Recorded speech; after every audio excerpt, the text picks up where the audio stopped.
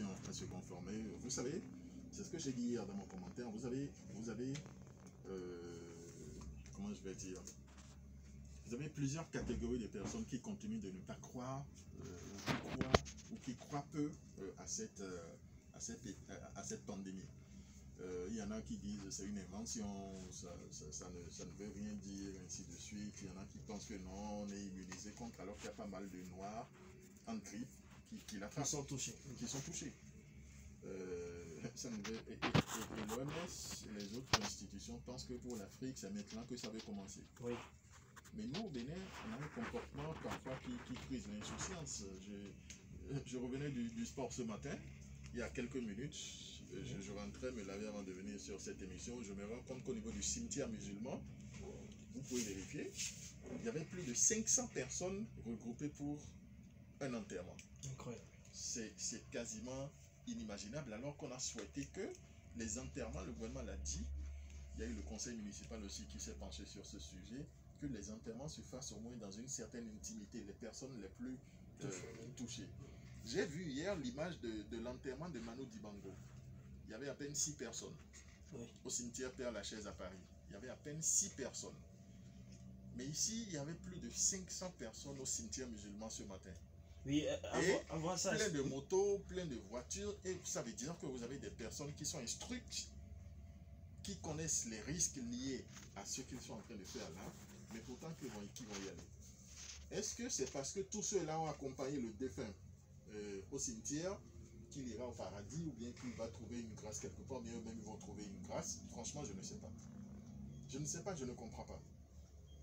On vous dit qu'il y a quelque chose de grave qui peut arriver, mais et vous vous comportez de la sorte alors qu'on vous dit ne faites pas. Il y a deux possibles. Peut-être que ces personnes n'ont pas encore pris conscience de ce qu'on dit. Donc ils attendent d'abord que ça devienne, qu'il y ait des morts ou qu'il y ait d'autres, qu'il y ait des personnes plus touchées avant qu'ils ne comprennent qu'ils sont potentiellement des courroies de transmission.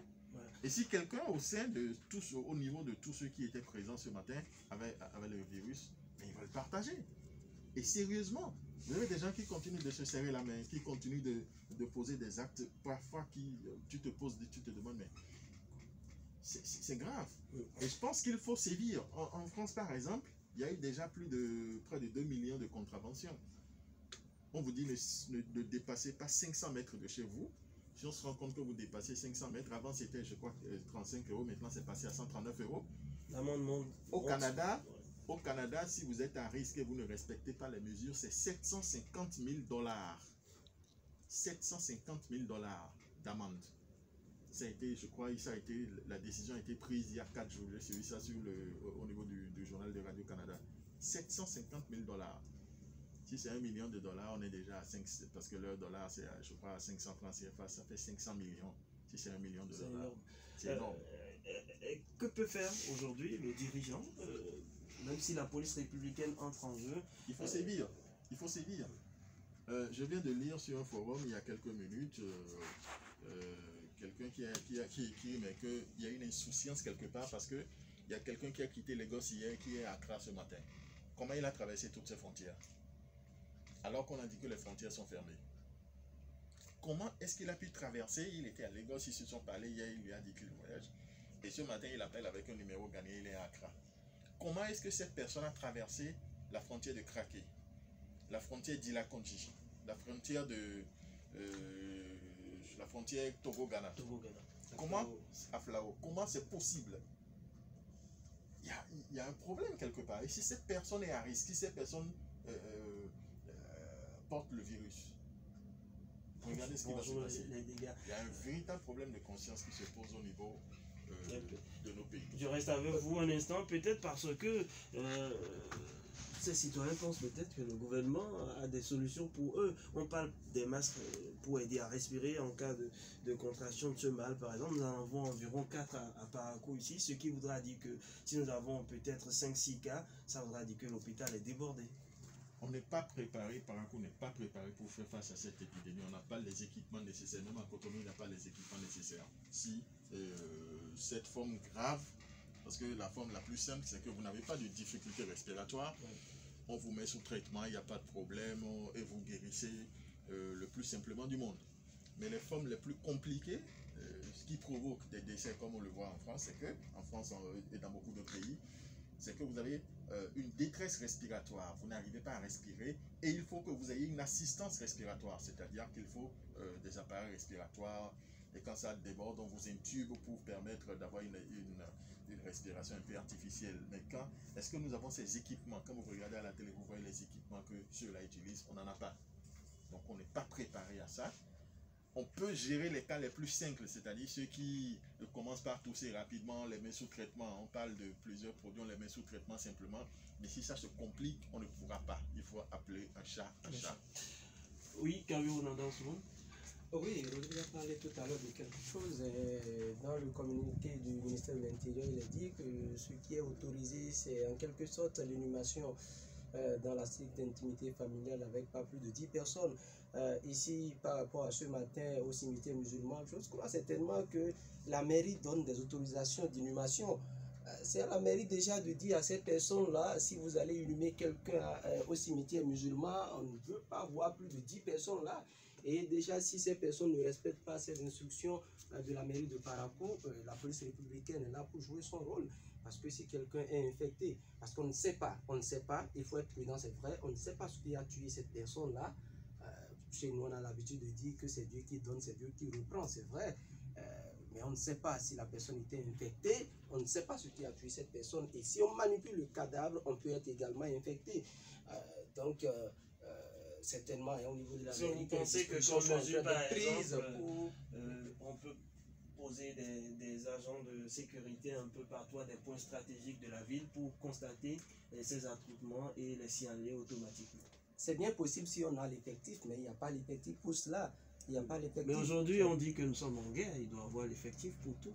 Non, nous sommes en guerre. Est-ce que nous sommes préparés pour cette guerre-là? Nous ne sommes pas préparés pour cette guerre-là.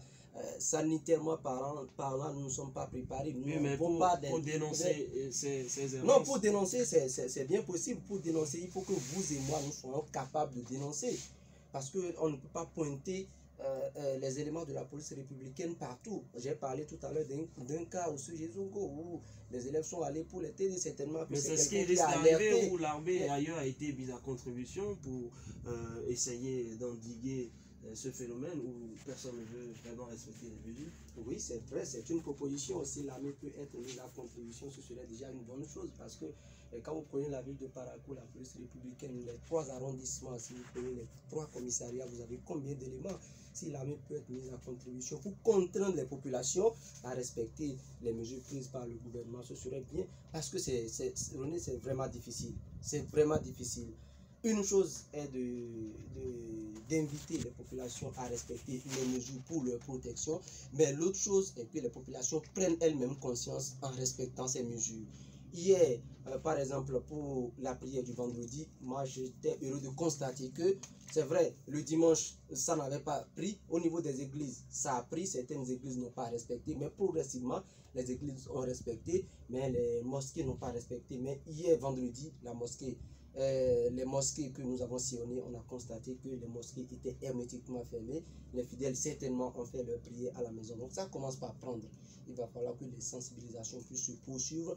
Et surtout, après cette sensibilisation-là, il faut qu'on contraigne les gens à respecter ces mesures-là pour éviter cette propagation. Session extraordinaire du conseil municipal de Parakou ce vendredi, Raoul Steve Bounko, pour accompagner le gouvernement dans son élan et prendre des mesures de renforcement, notamment au plan sanitaire. On a vu l'implication du préfet qui a pris part à quelques minutes à cette séance, suivi donc des décisions prises par le conseil municipal. On annonce environ 200 dispositifs de lavage de mer à placer à des endroits stratégiques de la ville, sans oublier également qu'il faut renforcer les services de secours comme les sapeurs-pompiers et la police républicaine. Le conseil municipal qui invite donc la population à collaborer. Comment vous appréciez toutes ces mesures, surtout cette démarche du conseil municipal? Oui, je ne peux que saluer la démarche des autorités municipales qui constituent à mes yeux des décisions fortes. Et face à cette pandémie, renforcer d'abord la surveillance du territoire, c'est très important, le territoire paraquois, où les élus locaux sont impliqués parce que c'est ces élus qui sont justement plus en contact avec les populations à la base. C'est une très bonne chose. On a parlé d'une sensibilisation. Il faut sensibiliser suffisamment les populations, parce que c'est de ça que nous parlons. On a bien beau pris des décisions, mais si ces décisions ne sont pas appliquées, si les populations pour lesquelles les décisions sont prises n'ont aucune maîtrise de la situation, ça pose un problème. Et donc, sensibiliser ces populations, notamment aux conditions d'hygiène, notamment le lavage des mains à l'eau et au savon, parce que la question qu'on se pose est de savoir si beaucoup maîtrisent encore ça. Et l'autre chose, c'est suspendre les manifestations dont nous sommes en train de parler, mais quand on connaît par rapport, vous voyez, quand on prend des décisions, c'est des décisions qui visiblement ne passent pas. Vous avez vu tout ce qui s'est passé pour le port de casque ici, vous voyez. Et quand on prend les décisions, ça ne prend pas souvent très vite à Parakou, où vous faites le constat que dans les autres villes, ça prend vite, mais à Parakou, on a du mal à faire respecter les décisions. C'est pour ça que je dis, je salue les décisions qui sont prises et qui constituent à mes yeux des décisions fortes et qui peuvent vous permettre d'éviter la propagation de ce mal, mais il va falloir que toutes les composantes de la société paraquoise s'impliquent véritablement dans la sensibilisation, parce que si les populations ne sont pas suffisamment sensibilisées, c'est qu'on n'aura pas les résultats escomptés. La preuve en est tout à l'heure l'exemple que donnait Rodrigue Azinobé, vous avez vu, où c'est seulement hier que la décision a été prise, et c'est vrai, les radios en ont parlé. Vous avez vu ce matin ce qui se passe. Est-ce que les populations diront qu'elles n'ont pas au moins l'information? On a dit les attroupements constituent donc des comportements à risque. Mais ça continue, les gens ne sont pas inquiétés. Donc ça pose un problème d'information et de sensibilisation des populations. Et je crois populations sont sensibilisées. On ne peut pas continuer dans ce que pays faire de quand il y a plus? n'importe quoi. Chaque fois, on va dire sensibiliser, sensibiliser, sensibiliser. Et c'est le verbe qu'on utilise le plus dans ce pays. On va continuer à sensibiliser. Regardez, depuis des mois, on parle. Moi, ici, j'ai acheté mes masques et j'ai acheté les gels hydroalcooliques. Ça fait plus d'1 mois et demi. Je les ai achetés à Abomey. J'étais en mission. Figurez-vous que j'ai des amis qui se sont proprement moqués de moi. Oui, Lorsque j'ai mis les photos, on est dans un forum, j'ai mis les photos, ils se sont proprement moqués de moi. Aujourd'hui, c'est moi qui me moque d'eux. Parce qu'ils ont du mal à s'en procurer. Parce qu'il y en a un parmi eux qui a mis la photo de ses enfants masqués comme des ninjas. Et je lui ai dit, mais finalement tu me rejoins. Et je leur ai ressorti les messages qu'ils ont mis il y a 1 mois et demi. Il y a 1 mois et demi, je les avais sur mon bureau ici. Il y en a peut-être parmi vous qui l'ont vu, qui ont souri. Vous dites, mais franchement, qu'est-ce que vous faites avec ça? Mais oui, aujourd'hui, les faits me donnent raison. Parce que moi, personnellement, depuis que cette affaire a commencé, je savais que ça allait venir en Afrique. Et je prenais mes dispositions, j'évitais certaines choses. Et quand j'entendais, on dit oui, les noirs, le soleil, ici, le ça, je dis franchement, je préfère ne pas me prononcer, parce que si tu te prononçais en ce temps-là, on allait te griller, on allait te griller comme une pintade. J'ai préféré me taire. Mais aujourd'hui, tout le monde flippe. Et vous dites encore, on va s'en regarder tous les messages qui passent en langue nationale. Depuis plus d'1 semaine, on a des messages qu'on diffuse sur nos antennes. Toutes les radios diffusent des messages. Nos éditions, 90% de nos éditions, journal en français et en langue, sont consacrées sur le coronavirus. Et vous dites que ceux qui se comportent comme ça, tous ceux qui sont allés au cimetière ce matin, tous ceux qui sont allés au TD, ils ne sont pas au courant? Mais ils sont bien au courant. Vous voulez qu'on les sensibilise encore comment? Alors, franchement, il faut passer à la vitesse supérieure, Rodrigue. Je pense qu'il faut passer à la vitesse supérieure, c'est vrai, mais tout en sensibilisant. On ne doit pas arrêter. Je pense qu'on ne doit pas arrêter la sensibilisation. Mais parce que vous savez, l'inquiétude, Raoul, je vous relance. En Afrique, on n'a pas les mêmes niveaux de compréhension que les Européens.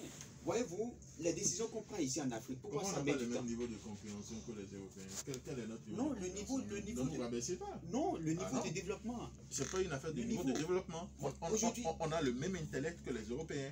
Justement. Et si nous continuons à nous comporter de la sorte, c'est de notre faute. Si nous continuons à végéter dans la pauvreté, végéter dans cette situation, c'est de notre faute. Je me suis dit finalement. Quand on a ces comportements, regardez simplement. Regardez ceux qui roulent en sens interdit, qui provoquent des accidents sur les accidents. Mortel, parfois. Qui brûlent les feux. Vous êtes dans les feux tricolores, il y en a qui viennent, qui vous dépassent, vous